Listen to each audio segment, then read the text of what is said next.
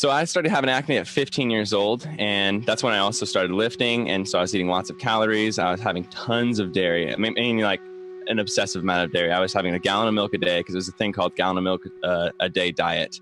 And I was having mass gainers and whey protein and protein bars and all that stuff. So I was really pounding dairy into my system. And I had a bunch of nodular cysts, so like marbles under the skin. I'd have like 4 to 6 at a time. And so I tried everything, antibiotics. I took all the medicines and stuff that the dermatologist would tell me, and none of them worked. So eventually I got on Accutane. And after 76 weeks of Accutane, which is like 4 times longer than anyone's ever been on Accutane, it finally started to clear up. And then they took me off of it. And then 3-4 weeks afterwards, my acne started coming back. And I was like, this is ridiculous. I took the most severe medicine you can possibly take to get rid of my acne, and it's coming back. I went through medical school and just basically traditionally got trained the same way most of my colleagues have been trained. But my story goes back to when I was a teenager and I started having really bad eczema. So I had such bad pustular eczema, and those are these lesions that come on your palms of your hands, and they're painful and extremely itchy. So I grew up scratching the heck out of my skin every single day. So I kept going to dermatologists and doctors who gave me a prednisone pack with a tapering dose for a week to put me into sort of a remission, and Benadryl to be able to sleep so I don't scratch myself and make myself bleed every night.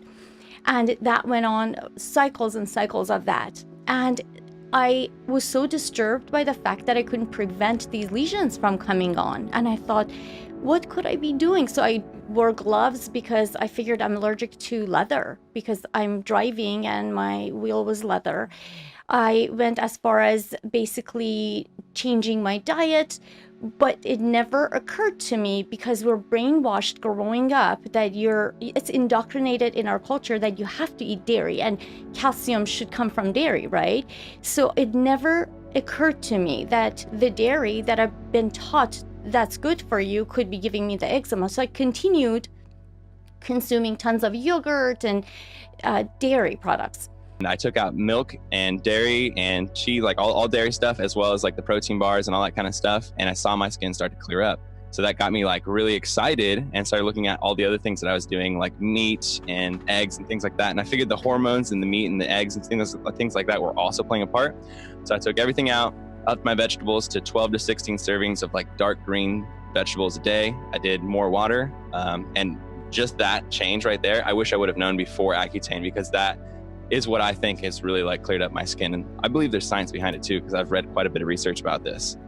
It wasn't until 5 years ago when I went to a seminar where the speaker, who's my brother, said, if you're trying to lose weight, and by the way, I was overweight too, obviously, and I was consuming tons and tons of cheese. He said, not addressing me, but addressing everyone. He showed this video, Dairy Scary, and he also said, if you're trying to lose weight, what the heck are you doing consuming dairy? And I'm like, that's true. What the heck am I doing consuming dairy? So as of that day, I stopped consuming dairy. I'm not exaggerating, guys. About 3 to 7 days later, pustular eczema was gone. Wow. I wasn't itching. I wasn't, all those pustular looking, they look like whiteheads, and all over my hands, I looked like I had a zoster break out every day. I was embarrassed to shake my patients' hands. And literally, they all went away. It turns out retrospectively that I had an allergic reaction, which most people have, to the proteins in dairy. So with dermatologists, I don't think that they are legally allowed to start talking about food because they're not dietitians. Yeah. And so they don't really have the ability to, I don't know if this is true, but I just feel like they don't have the ability to talk about food directly. And so he would always skirt around dairy. He'd always skirt around anything that I could change that I was doing. And then you're right, like once I got so far into it that he was like, I don't know why this Accutane isn't working.